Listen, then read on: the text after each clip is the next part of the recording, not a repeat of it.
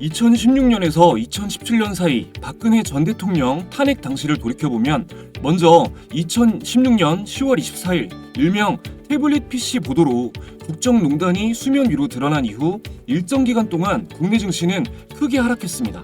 자, 차트로 설명드리겠습니다.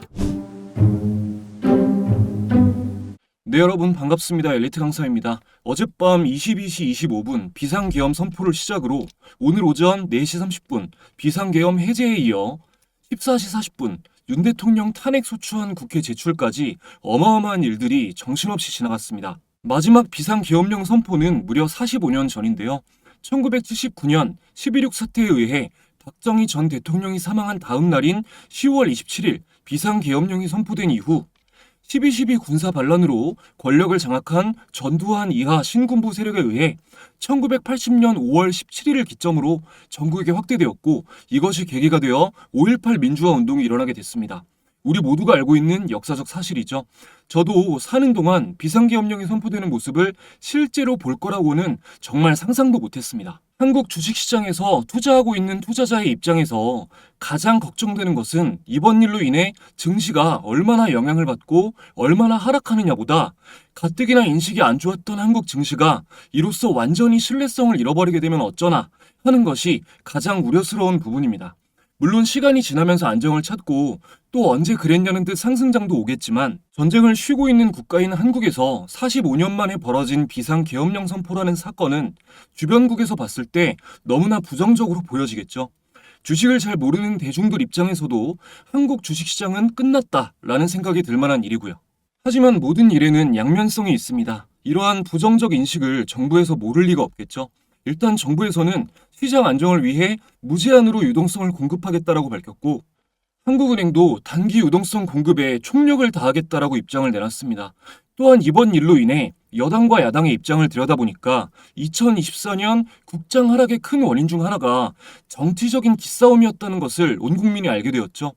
하루 만에 탄핵 소추안이 발의된 만큼 정치적 기울기가 한쪽으로 기우는 모습이 확실하게 보여지면 불확실성이 해소되므로 증시에 좋은 영향을 끼치게 될 확률이 높습니다. 2016년에서 2017년 사이 박근혜 전 대통령 탄핵 당시를 돌이켜보면, 먼저 2016년 10월 24일 일명 태블릿 PC 보도로 국정농단이 수면 위로 드러난 이후 일정 기간 동안 국내 증시는 크게 하락했습니다. 자, 차트로 설명드리겠습니다. 코스피 업종 차트를 보면서 좀 더 실감나게 볼게요. 10월 24일, 2016년 10월 24일 일명 태블릿 PC가 보도가 된 이후로 증시는 계속해서 하락을 합니다. 이때부터. 그리고 일정 기간 박스권이 유지되다가 12월 3일 토요일에 탄핵 발의가 됐거든요. 12월 3일이면은 이제 이 캔들에서 이 캔들로 이어지는 거죠. 주말 동안 탄핵 발의가 되고 12월 5일 이 캔들에서 섬골 반전형 캔들이 만들어지면서 이후부터는 쭉 상승세가 이어졌습니다. 이번에도 무조건 똑같이 갈 거라는 건 아닙니다만, 탄핵이 가결되고 다음으로 이어지는 구간에서는 정치적으로 새롭게 헤게모니를 쥐는 입장에서도 증시가 상승되는 모습이 나와야 좋겠죠. 그렇기 때문에 정치적 패권 다툼이 빨리 명징하게 드러나는 게 증시에 나쁠 것은 없습니다. 만약에 현재 캔들을 봤을 때, 이게 오늘 캔들이죠.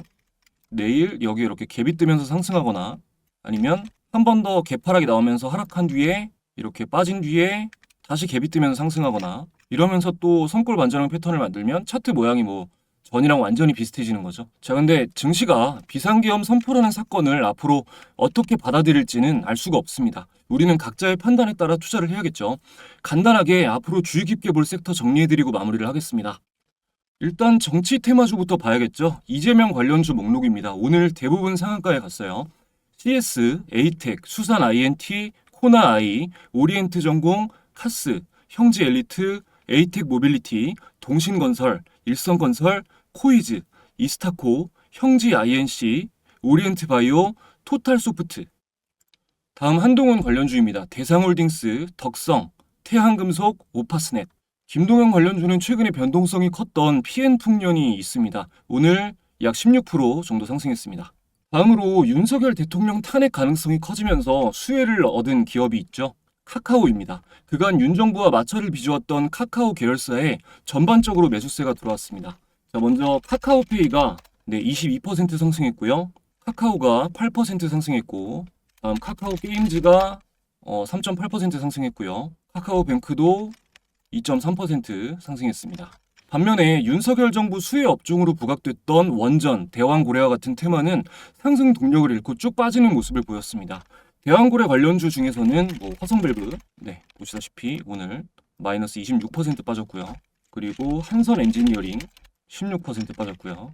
그리고 DK락이 9% 하락했고, 태광이 4% 하락했고, 동양철관이 마이너스 12% 하락했고요.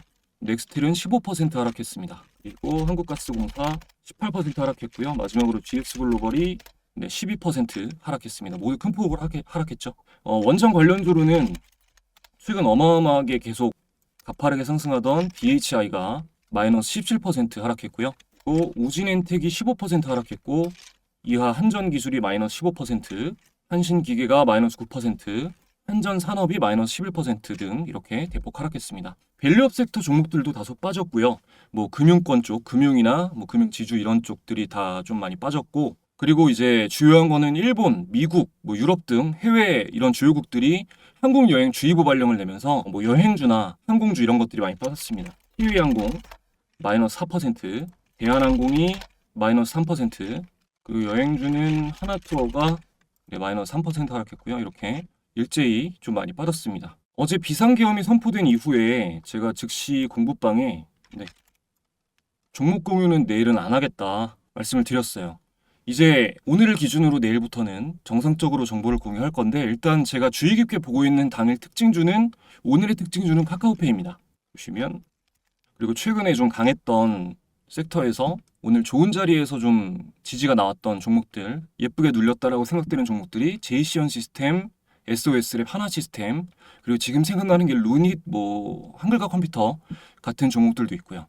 일단 카카오페이 같은 경우는 많이 올랐기도 했는데요. 이렇게 장기 이평을 뚫고 올라가는 종목은 이렇게 또 이런 역배열 구간에서 이렇게 저항 구간이 많은데도 불구하고 한 번에 가는 종목은 상승 강도가 굉장히 강하다는 거거든요. 그래서 내일까지도 장이 너무 심하게 빠지지만 않는다면 상승세가 이어지지 않겠나라고 생각하고 있습니다. 그리고 오늘 루닛이 지지를 받고 올라온 자리를 보면요, 이전에 강한 저항 구간이죠. 이 자리에서 지지로 바뀐 걸 확인한 거고요. 이게 지지가 나올 만한 구간에서 확률이 높은 자리에서 나온 거기 때문에 단기적으로 이것도 시장이 심하게 빠지지 않는다면 재상승 확률이 높아 보입니다. 그리고 테마도 AI가 아직 살아있기도 하고요.